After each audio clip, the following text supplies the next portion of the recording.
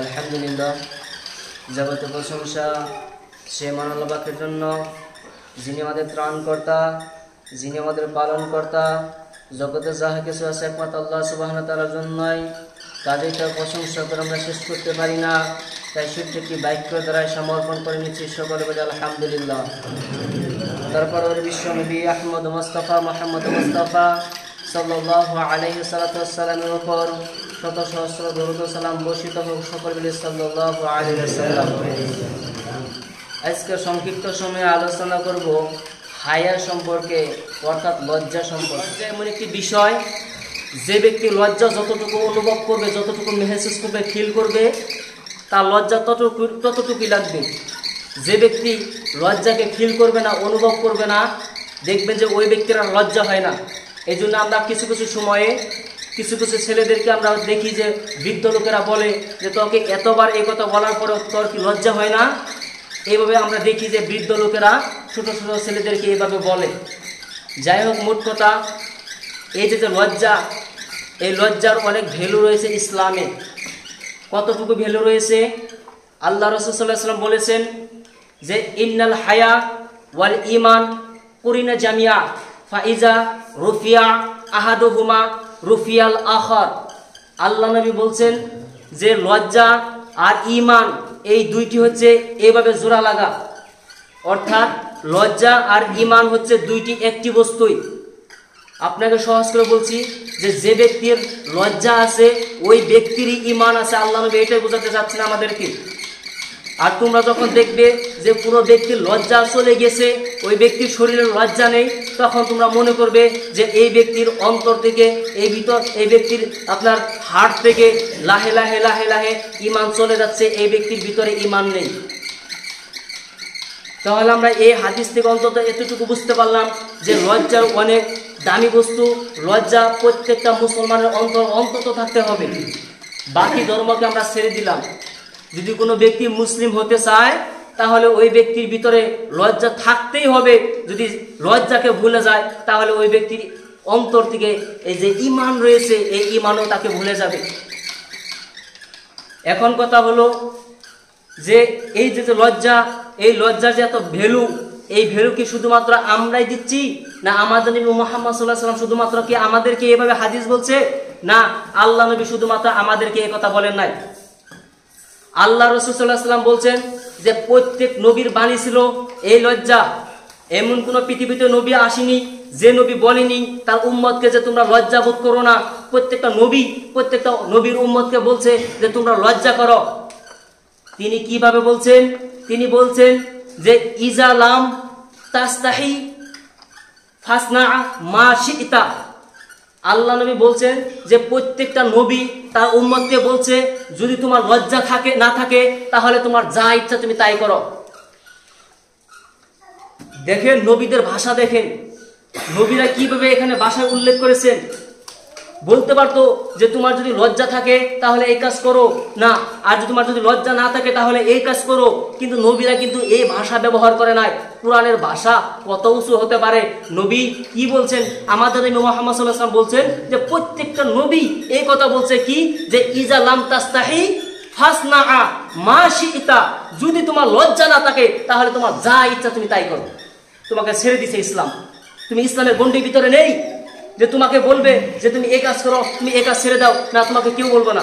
যদি তোমার লজ্জা থাকে তাহলে তুমি এগুলো করবে না। এখন আমরা তাই দেখছি প্রত্যেকটা নবী যা বলছে, আমরা যদি এখন আমরা এই বস্তুটাকে দৃষ্টি দেই তাহলে আমরা নিজেরাও দেখতে পাবো যে ব্যক্তির লজ্জা নেই ওই ব্যক্তি তো সুদ খাচ্ছে। এখন আপনি বলবেন যে সুদের সাথে লজ্জার সাথে কিসের সম্পর্ক? আপনাকে বলছে যে আল্লাহ যে বলছে ইয়া আইয়ুহাল্লাযিনা আমানুত্তাকুল্লাহা ওয়া যারু মা বাকিয়া মিনার রিবা। আল্লাহ যে বলছে হে ঈমানদারগণ তোমরা সুদকে ছেড়ে দাও। আল্লাহ আমরা সুদ ছাড়বো না, আমরা নিজেরা বলছি। কেন? আমরা সুদ খাচ্ছি, এই জন্য আল্লাহ আমরা সুদ ছাড়বো না। আল্লাহ বলছে সুদ ছাড়বি না, তাহলে শুনে রাখ ফাইল্লাম তাফআলু ফাআযানু বিহারবি মিনাল্লাহি ওয়া রাসূলিহি। যদি সুদ না ছাড়ো তাহলে আমি আল্লাহ এবং আমার নবী তোর সাথে যুদ্ধ করব। এখন এই বক্তব্য শুধু আমি দিচ্ছি না, আজ থেকে 50 বছর 100 বছর, 200 বছর, 1000 বছর, 1400 বছর পূর্বে থেকে এই বাক্য প্রত্যেকটা দাওয়াতি কাজের লোকেরা বলে আসছে যে আল্লাহ বলছেন যে ফা ইল্লাম তাফআলু ফাআযানু বিহারবি মিনাল্লাহি ওয়া রাসূলিহি, যে ব্যক্তি সুদ ছাড়লো না তার সাথে আমি আল্লাহ এবং আমার নবী যুদ্ধ করব। এখন এই বাক্য শোনার পরেও যদি কোনো ব্যক্তি খায় তাহলে মনে করতে হবে যে তার লজ্জা নেই। আল্লাহ যেখানে এই বাক্য বলছে তারপরেও যদি কোনো ব্যক্তি ভুল করে তার মানে মনে করতে হবে তার লজ্জা নেই। আর আল্লাহ নবী যে পূর্বে বললো যে যার লজ্জা নেই তার ঈমান নেই। আর প্রত্যেকটা নবী বলছে যে যদি তোমার লজ্জা না থাকে তোমার যা ইচ্ছা তুমি তাই করো। তার মানে আমাদের নবী এই বাক্য বলছে, তার মানে আমাদের নবীও আমাদেরকে বলছে যে যদি তোমার লজ্জা না থাকে তাহলে তোমার যা ইচ্ছা তাই করো। তুমি সুদ খাও, তোমার নামাজ পড়ার দরকার নাই, তুমি ঘুরো, তুমি ঘুষ খাও, লোকেদের সাথে অন্যায় করো, তোমার যা ইচ্ছা তুমি তাই করো, ইসলাম তোমাকে বাধা দিবে না।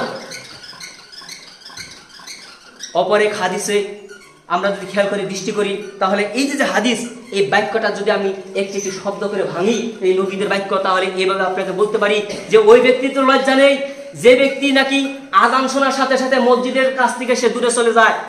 কারণ এখন আযান হয়েছে, এখন মসজিদের লোকেরা আসবে, এখন মসজিদের লোকেরা মুসল্লিরা যদি আমাকে দেখে নেয় তাহলে তো আমাকে মসজিদে যেতে হবে, না হলে কি হবে, লোকেরা আমাকে লজ্জা দিবে। এই যে লজ্জা, এই ভয়, এই ভয়ের লোকটি কি করলো, এই মসজিদ থেকে চলে গেল। এই লোকটি নামাজ না পড়াতে যত গুনাহ হলো তার থেকে বেশি গুনাহ হলো এই মসজিদের মুসল্লি দেখে ভয়ে যে পালালো। কারণ যে ব্যক্তি আল্লাহকে দেখে ভয় করার দরকার ছিল ওই ব্যক্তি আল্লাহকে ভয় না করে তাকে ভয় পেল, এই মসজিদের মুসল্লিদেরকে ভয় পেল। কারণ তারা যদি আমাকে দেখে নেয় তাহলে আমাকে মসজিদে যেতে বলবে, কাজে আমি এখনই চলে যাই। যেমন আমরা দেখতে পাই যে আল্লাহ নবী বলছেন যে কোনো ব্যক্তি যদি আযান দেয় তাহলে আযানের শব্দ শুনে শয়তান পালায়। আমরা সেটাই দেখছি এখানে যে যখন আযান হয় মসজিদের কাছ থেকে মুসল্লি পালায়। আল্লাহ নবী এমন কথা কেন বললেন? তার মানে সূরা নাসে যে একটি বাক্য রয়েছে, শেষের বাক্য, এই বাক্যটা আজ স্পষ্ট হয়েছে। আল্লাহ সুবহানাহু ওয়া তাআলা বলছেন ইনাল জিন্নাতি ওয়ান নাস, মানুষের মধ্যে এবং জিনেদের মধ্যে শয়তান রয়েছে, তোমরা ভালো করে শুনে রাখো। শুধুমাত্র শয়তান, আপনার জিনেদের মধ্যে শয়তান রয়েছে, যে শয়তান আমাদেরকে ধোঁকা দেয় ওই শয়তান নয়। শয়তান দুই প্রকারের, একটি হচ্ছে মানুষ শয়তান, একটি হচ্ছে জিন শয়তান। মানুষ শয়তান তারাই যারা নাকি নিজেও পাপ করে অন্যকেও পাপ করার জন্য আহ্বান করে, যাদেরকে বলা হয় আমাদের ভাষায় তাগুত। যে তাগুত রয়েছে এরা হচ্ছে মানুষ শয়তান, আর এই তাগুতের যারা অনুসারী এরা হচ্ছে মানুষ শয়তান। আপনাকে বিতর্কভাবে আর বললাম না, কোনো ব্যক্তি যদি নামাজ না পড়ে চলে যায় এই ব্যক্তি মানুষ শয়তান হবে না। আমি আপনাকে বলি নাই যে এই ব্যক্তি মানুষ শয়তান, কিন্তু মানুষ শয়তান ওই ব্যক্তি যে ব্যক্তি নাকি নিজে পাপ করে এবং পাপের জায়গায় মানুষকে আহ্বান করে। যেমন আপনি দেখবেন যে পীরের দরবারে তারা নিজে কবরকে সিজদা করে এবং অন্য লোকেদেরকে বলে যে তোমরাও আসো এখানে এসে তোমরা কবরকে সিজদা করো। ওই লোকেরাই হচ্ছে কি মানুষ শয়তান। একথা আল্লাহ সুবহানাহু ওয়া তাআলা বলছেন। তো মূল কথা ওদিকে যাব না, যে ওই ব্যক্তির তো লজ্জা নেই যে মহিলা আপনার পুরুষের কাপড় পরিধান করে বাজার দিয়ে ঘুরে, ওই ব্যক্তির কি বিভাবে আপনার তার অন্তরে লজ্জা থাকতে পারে? প্রত্যেকটা নবী যে বলছেন যে ব্যক্তির লজ্জা নেই ওই ব্যক্তি যা ইচ্ছা তাই করতে পারে, তার মানে ওই বাক্যটাকে এই মুসলিম জাতি ধরে নিয়েছে। আল্লাহ নবী যেহেতু আমাদেরকে বলছেন যে তোদের লজ্জা নেই তাহলে তোরা এরকম কাজ করতেছ, তার মানে এটা আমরা মেনে নিয়েছি আমাদের লজ্জা নেই, এই জন্য তো আমরা পুরুষের কাপড় পরিধান করে মহিলারা বাজারে ঘুরতেছে। ওইসব মহিলাদের লজ্জা নেই যেসব মহিলারা আপনার বুকের উপরে উড়না না রেখে বাজারে ঘুরতেছে, এরা নিজেদেরকে বলতেছে যে আমরা মডার্ন, এরাই হচ্ছে ওইসব লজ্জাহীন মহিলা যাতে লজ্জা নেই। আল্লাহ নবী বলছেন যে তোমরা দায়ুসকে বাড়িতে জায়গা দিবে না। দায়ুস কোন ব্যক্তিকে বলা হয়? দায়ুস ওই ব্যক্তি যে ব্যক্তির বাড়িতে আপনার বেহায়ার জায়গা দেওয়া হয়। তার মানে যে বাবার মেয়ে উড়না ছাড়া বাজারে যায় ওই বাবাই হচ্ছে দায়ুস। যে বাবার মেয়ে আপনার লঙ্ঘন করে বাজার দিয়ে ঘুরতেছে ওই বাবাই হচ্ছে দায়ুস। আর আল্লাহ নবী বলছেন যে লায়াদখুলুল জান্নাতা আল দায়ুস, দায়ুস যে ব্যক্তি রয়েছে ওই ব্যক্তি কোনোদিন আল্লাহর জান্নাতে যাবে না। তাহলে আপনি চিন্তা করেন যে কয়জন বাবা দায়ুসের নাম থেকে দূরে রয়েছে। দেখা যায় যে অধিকাংশ বাবাই দায়ুসের ভিতরে তারা ভিতরে ঢুকে রয়েছে, অ্যাড হয়ে গেছে। তাহলে আপনি চিন্তা করেন যে দায়ুস কোন বাবাকে বলা হয়। মোট কথা আপনাকে বলছি, আল্লাহ নবী ওমর এক হাদিসে বলছেন তাহলে কি যে আল হায়া মিনাল ইমান ওয়াল ইমানি ফিল জান্নাত, যে ইমানই হচ্ছে আপনার লজ্জাই হচ্ছে ইমান আর ইমানই হচ্ছে জান্নাত। ইসলামে লজ্জার স্থান দেখেন আল্লাহ নবী লজ্জার সাথে কিসের সাথে তুলনা করছে? লজ্জার সাথে জান্নাতের সাথে তুলনা করছে। আল্লাহ কি বলছে? আল হায়াউ মিনাল ঈমান ওয়াল ঈমানু ফিল জান্নাত। লজ্জাই হচ্ছে ঈমান আর ঈমানই হচ্ছে জান্নাত। যে ব্যক্তির লজ্জা আছে ওই ব্যক্তির ঈমান আছে, আর যে ব্যক্তির ঈমান আছে ওই ব্যক্তির জন্য জান্নাত আল্লাহ ঠিক করে রেখেছে। তাহলে আমাদের যে লজ্জা রয়েছে এই লজ্জাটাকে আমাদেরকে বাড়াতে হবে। এখন আপনি বলবেন আমাদের তো লজ্জা আছে, আমাদের কোথায় লজ্জা নেই? এখন আপনি আপনাকে নিজেকে প্রমাণ করেন যে আপনার লজ্জা রয়েছে। আল্লাহ নবী বলছেন যে যখন আল্লাহ কোনো বস্তুর কারণে আদেশ করে, যখন আল্লাহ কোনো বস্তুর কারণে আদেশ করে ওটা পালন করা আমাদের জন্য ফরজ। আল্লাহ আদেশ করেছেন, যদি কোনো ব্যক্তি না করে তাহলে এই ব্যক্তি ফরজ কি করলো? তরফ করলো, ফরজ সে আমল করলো না, সে আল্লাহ সুবহানাহু ওয়া তাআলার যে আদেশ, আদেশকে সে গ্রহণযোগ্য মনে করলো না। আর যে ব্যক্তি আল্লাহর ফরজকে সে গ্রহণযোগ্য মনে করলো না, এই ব্যক্তি কি করে মুমিন হতে পারে? এই ব্যক্তির ভিতরে কিভাবে ঈমান থাকতে পারে? আপনি চিন্তা করে দেখেন। এখন মোট কথা আপনাকে সংক্ষেপে বলছি, যাই হোক ওদিকে যাবো না, যেহেতু গরমের সময় অনেকেই বিরক্ত লাগে। আপনাকে সংক্ষেপে বলছি, তা হলো কি যে দেখেন যে আমরা ভুল করা বড় কথা নয়, আমরা যে ভুল করি এটা কিন্তু বড় কথা নয়, কারণ ভুল আমাদের দ্বারাই হবে। এই কথা আল্লাহ নবী বলছেন যে বানি আদমের আমরা সন্তান, যেহেতু বানি আদম ভুল করেছে আর আমাদের দ্বারাই ভুল হবে, এটাই স্বাভাবিক কথা। কাজে ভুল করে এই ভুল ধরে বসে থাকলে হবে না, আমাদেরকে ভুল থেকে রক্ষা পেতে হবে। আমরা মুসলিমরা দেখতেছি যে আল্লাহকে যতটুকু আমাদেরকে ভয় পাওয়া দরকার ছিল, কিন্তু আমরা আল্লাহকে ভয় না পেয়ে আমরা মানুষকে বেশি ভয় পাই। কাজে ওই যে ভুলটা করলাম, ওই ভুল করার থেকে এই মানুষকে ভয় পাওয়ার কারণে আমাদের গুনাহ বেশি হচ্ছে। আপনি বলেন আমরা মানুষকে কিভাবে বেশি ভয় পাই?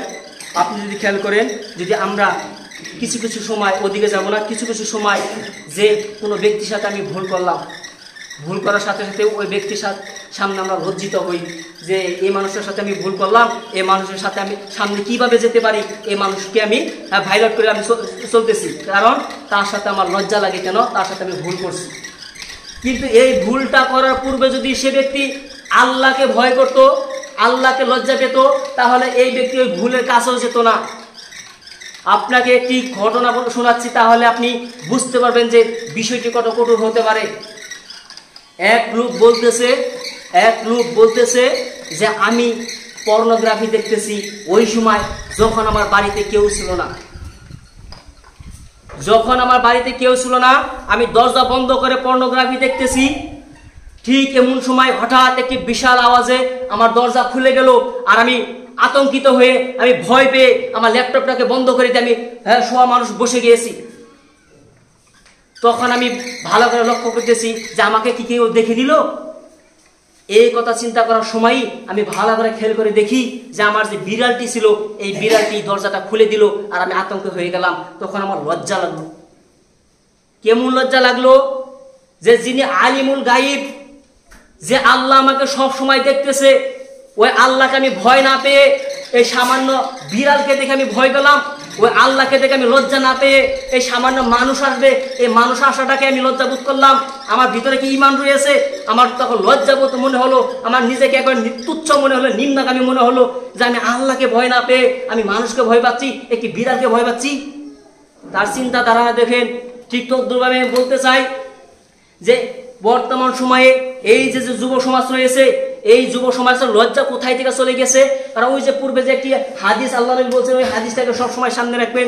তাহলে কি, তোমার যদি লজ্জা না থাকে তাহলে তোমার যা ইচ্ছা তুমি তাই করো। তার মানে তোমার যদি লজ্জা না থাকে তুমি পর্নোগ্রাফি দেখো, কোনো ইসলামে তোমাকে বাধা দেয়নি। যদি তোমার ভিতরে লজ্জা থাকে, তোমার ভিতরে যদি ঈমান থাকে, তাহলে তোমাকে ওখান থেকে ফিরে আসতে হবে। আপনাকে বলছি আমি যে গোটা পৃথিবীর পানি দিয়ে আপনি জাহান্নামের এক কোণার এক বিন্দু পরিমাণ আগুন আপনি নিভাতে পারবেন না। কিন্তু আল্লাহর কসম করে বলছি যে আপনার এই চোখের 2 ফোঁটা পানি যদি আল্লাহর জন্য আপনার বের হয়, তাহলে এই 2 ফোঁটা পানি গোটা জাহান্নামকে নিভিয়ে দিতে পারে। মোট কথা আল্লাহ নবী বলছেন যে কোনো ব্যক্তি যদি সকালবেলা উঠে আল্লাহর কাছে হাত তুলে সে মুনাজাত করতেছে যে আল্লাহ আমার এই ভুল হয়েছে, তুমি আমাকে ক্ষমা করে দাও, আর ওই ব্যক্তির যদি চোখ দিয়ে পানি বের না হয়, তাহলে ওই ব্যক্তি ভাব ধরে কাঁদুক, সে কান্দার ভাব ধরুক, ওই কান্দার ভাব ধরা অবস্থায় যদি ওই ব্যক্তির চোখ থেকে একটি মাছের মাথার সমান যদি পানি বের হয়, তাহলে তার জীবনের গোটা পাপ আল্লাহ মাফ করে দিবে। আপনি চিন্তা করেন, তার মানে তার পাপ মাপ, তাহলে তার নেকি থাকবে, নেকিটা কোথায় যাবে? জান্নাতে চলে যাবে। তার মানে আল্লাহ নবী যে বলছে যে এই চোখের 2 ফোঁটা পানি মানুষের জাহান্নামের আগুন নিভে দিতে পারে। মোট কথা এই ক্ষেত্রে আমি বলতে চাই, যারা যুবক রয়েছে, যারা পর্নোগ্রাফি থেকে দূরে থাকতে পারতেছে না, তাদেরকে আমি একটি সালা দিব, তা হলো কি, যে তোমরা নামাজে চলে আসো। নামাজে চলে আসলে হয় পর্নোগ্রাফি নামাজ ঠেকাবে, হয় নামাজে পর্নোগ্রাফি ঠকাবে। যে কথা আল্লাহ নবী বলছেন ইন্নাস সালাতা তানহা আনিল ফাহশাই ওয়াল মুনকার, নিশ্চয় সালাত, নিশ্চয় নামাজ মানুষকে মন্দ কাজ থেকে দূরে রাখে। তার মানে যদি আপনার মন্দ কাজ করা যদি নিয়ম হয়ে গেছে, আপনি যদি প্রত্যেকটা দিন আপনি কি করতেছেন, মন্দ কাজ করতেছেন, তাহলে আপনি নামাজের দিকে চলে আসেন।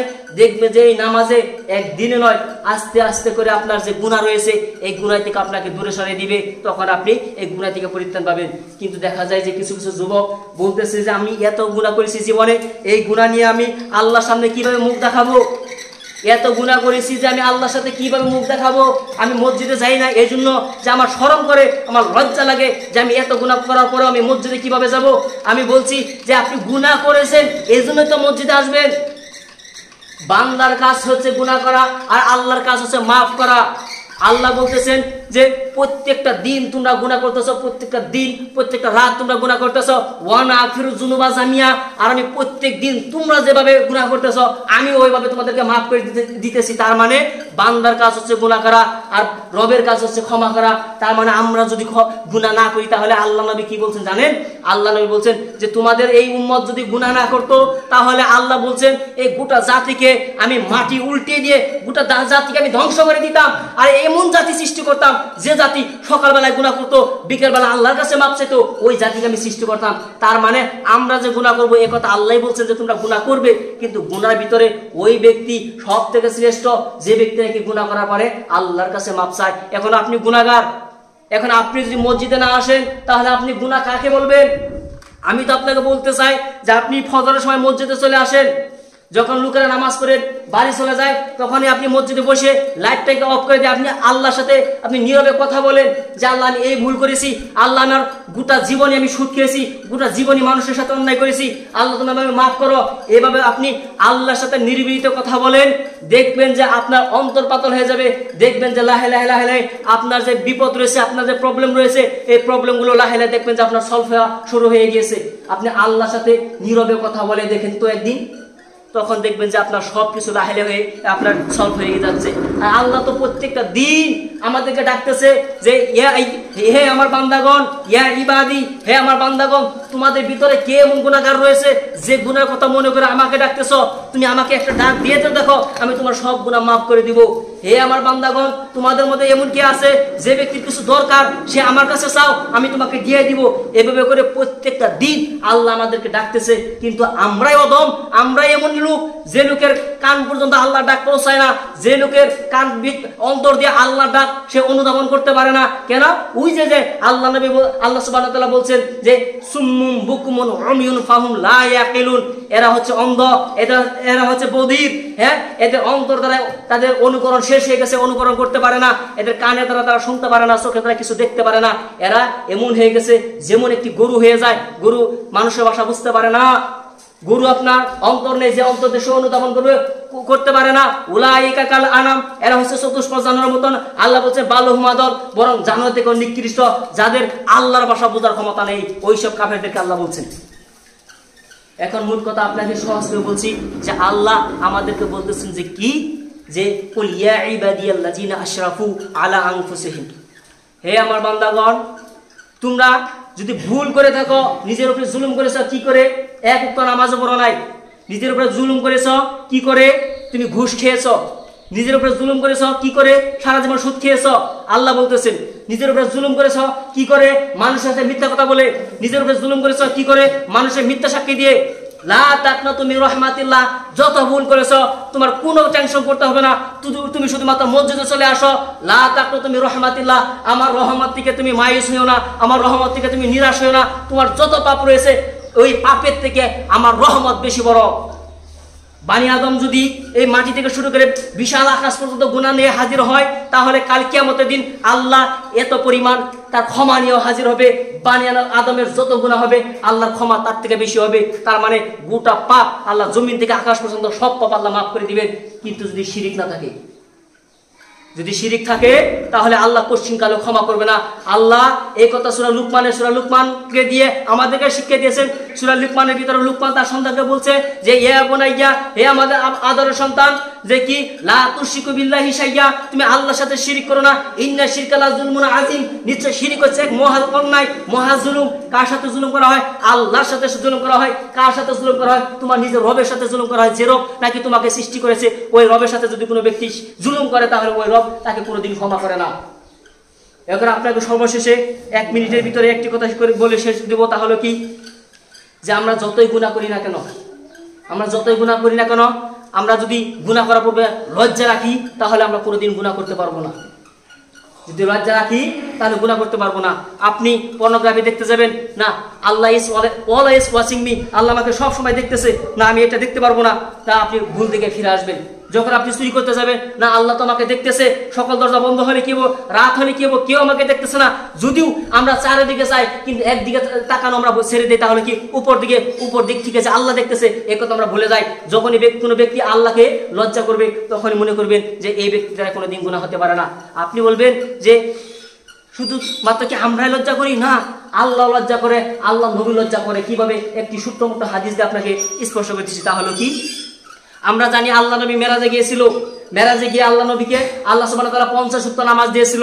যখন 50 ওয়াক্ত নামাজ দিয়ে চলে আসতেছে আল্লাহ নবী, তখন মুসা নবী বলছে, হে বিশ্ব নবী মুহাম্মদ রাসূলুল্লাহ সাল্লাল্লাহু আলাইহি ওয়াসাল্লাম, আল্লাহ আপনাকে কি দিল? বলছে আমাকে 50 ওয়াক্ত নামাজ দিয়েছে। বলছে যে আপনার উম্মতদেরকে আমি চিনি, এরা 50 ওয়াক্ত নামাজ কোশ্চিন কালেও পড়তে পারবে না, সুতরাং আপনি আল্লাহর কাছে গিয়ে আপনি কমিয়ে নিয়ে আসেন। তো কি করলো আমাদের নবী মুহাম্মদ সাল্লাল্লাহু আলাইহি ওয়াসাল্লাম আল্লাহর কাছে চলে গেল, আল্লাহ আমার উম্মত এত নামাজ পড়তে পারবে না, আল্লাহ কমিয়ে দেন। তখন আল্লাহ কি করে দিল? 25 ওয়াক্ত বানিয়ে দিল, যা কমিয়ে দিয়েছি। 25 ওয়াক্ত নিয়ে আসতেছে। মুসা বলছে কত ওয়াক্ত দিয়ে দিল আল্লাহ? বলছে যে 25 ওয়াক্ত। হারে আপনার উম্মত একেবারে দুর্বল, 25 ওয়াক্ত পুরোদিন পড়তে পারবে না, আপনি যান আল্লাহর কাছে কমিয়ে নিয়ে আসেন। পুনরায় ফিরে চলে গেল। আল্লাহকে বলছে, আল্লাহ আমার উম্মত বলে এই 25 ওয়াক্ত পড়তে পারবে না, আল্লাহ আরো কমিয়ে দেন। আল্লাহ 5 ওয়াক্ত বানিয়ে দিল। চলে আসলো। মুসা নবী বলছে আপনাকে আল্লাহ কত ওয়াক্ত নামাজ দিল? বলছে 5 ওয়াক্ত। বলছে আপনার উম্মত এই 5 ওয়াক্ত নামাজও পড়তে পারবে না। যদি বিশ্বাস না হয় নিজেকে প্রমাণ করে দেখেন, আপনি 5 ওয়াক্ত পড়তে পারতেছেন না। এই কথায় মুসা নবী বলছে যে আপনার উম্মত 5 ওয়াক্ত নামাজ পড়তে পারবে না, আপনি আল্লাহর কাছে ফিরে যান। আল্লাহর কাছে ফিরে গিয়ে আপনি আল্লাহকে বলেন, আল্লাহ একটু কমিয়ে দেন। বলছে আমার লজ্জা লাগতেছে, আল্লাহর সামনে আমি 2 বার গেছি, 3 বার কিভাবে যাই, আমি যেতে পারবো না। তখন আল্লাহ ঘোষণা করে দিল, হে মুহাম্মদ, তোমাকে 50 ওয়াক্ত নামাজ দিয়েছিলাম, যদিও তোমার উম্মত 5 ওয়াক্ত নামাজ পড়বে, কিন্তু 50 ওয়াক্ত নামাজ পড়ার শুনে কি পাবে? এই নামাজকে তারা ভুলে গিয়েছে। মোট কথা দেখেন যে এখানে কে লজ্জা বোধ করলো? আল্লাহ নবী লজ্জা বোধ করলো। যেহেতু আর 1 মিনিট দিবেন, খারাপ পাবেন না, 1 মিনিট দিবেন, বুঝছে সে আপনাদের খুব কষ্ট হচ্ছে। আল্লাহ লজ্জা করে, এটা আপনাকে শুধুমাত্র শেষ দিব, তাহলে বিষয়টা ক্লিয়ার হবে। আল্লাহ কিভাবে লজ্জা করে? বিশ্বনবী মুহাম্মদ রাসূলুল্লাহ সাল্লাল্লাহু আলাইহি ওয়াসাল্লাম মসজিদে নববীতে বক্তব্য দিচ্ছেন, গোটা সাহাবী মসজিদ ভরা। 3 জন লোক চলে আসলো। 3 জন লোক আসাতেই একটা লোক খেয়াল করছে যে সামনে একটি জায়গা রয়েছে। লোকটি কি করলো? এখান থেকে চলে এসে সামনে বসে গেল। দ্বিতীয় লোকটি সে ওখানে দাঁড়িয়ে দাঁড়িয়ে ভাবতেছে আমি কিভাবে এখান থেকে চলে যাব, না এটা তো খারাপ দেখা যায়, এখান থেকে চলে যায় তাহলে আমার লজ্জা লাগতেছে, লোকেরা বলবে এই লোকটি না বসে, বিশ্ব নবী খুতবা দিচ্ছে, লোকটি না বসে চলে যাচ্ছে, এটা লজ্জা হয় না, বসে পড়ি। ওই লোকটি ওখানে বসে পড়ল। তৃতীয় জন যে ব্যক্তি রয়েছে, এই ব্যক্তি বলছে না আমি এখানে বসবই না, লোকটি তার পিঠ দেখিয়ে চলে গেল। এই 3 জন ব্যক্তির বিষয়ে আল্লাহ নবী বক্তব্য শেষে বলতেছেন যে এই 3 জন ব্যক্তির সম্পর্কে কি আমি তোমাদেরকে বলবো না? যে প্রথম ব্যক্তি এসেছিল আর ওই ব্যক্তি এসে এখানে বসে গেল, এই ব্যক্তির প্রতি আল্লাহ সন্তুষ্ট হয়ে গেছে, এই ব্যক্তির প্রতি আল্লাহ খুশি হয়ে গেছে, তার মানে এই লোকটি জান্নাতে চলে যাবে। দ্বিতীয় যে লোকটি এসেছিল, ওই লোকটি ওখানে দাঁড়িয়ে ভাবতেছে যে আমি এখান থেকে কিভাবে চলে যাব, যদি এখান থেকে চলে যায় তাহলে আমার তো লজ্জা লাগতেছে। আল্লাহ ওই ব্যক্তিকে থেকে লজ্জা পাচ্ছে যে একে আমি কিভাবে ক্ষমা না করি, একে লজ্জা ভূত করে, একে যদি আমি ক্ষমা না করি তাহলে আল্লাহ তো আমি জালেম হয়ে যাবো, না আমি একে ক্ষমা করে দেব। আল্লাহ তাকে দিকে লজ্জা নিয়েছে। তৃতীয় যে ব্যক্তি রয়েছে, এই ব্যক্তিকে আল্লাহ কোশ্চিন কালেও মাফ করবেন না, এই ব্যক্তিকে আল্লাহ ক্ষমা করবেন না, এই ব্যক্তির দিকে আল্লাহ ঘুরেও তাকাবেন না। তাহলে ওই ব্যক্তি যখন পিঠ দেখিয়ে দিয়েছে, আল্লাহ তাকে তার দিক থেকে মুখটা নিয়ে চলে গিয়েছে। মূল কথা এই যে আমাদের সংক্ষিপ্ত আলোচনা, এই আলোচনা আমাদের শেষ হয় নাই, যেহেতু গরম এই জন্য শর্টকাট করে দিলাম। সামনে শুক্রবার এই যে লজ্জা রয়েছে, এই লজ্জার অনেক আলোচনা রয়েছে, এই আলোচনা এখান থেকে আমরা কন্টিনিউ চালিয়ে যাবো। যে আল্লাহ সুবহানাহু ওয়া তাআলা এই লজ্জার বিষয়টা আমাদেরকে বোঝার জন্য তৌফিক দান করুন, আমিন। এবং সাথে সাথে 5 ওয়াক্ত সালাত আদায় করার জন্য তৌফিক দান করুন, আমিন। ওয়া আখিরু দাওয়ানা আলহামদুলিল্লাহি রাব্বিল আলামিন।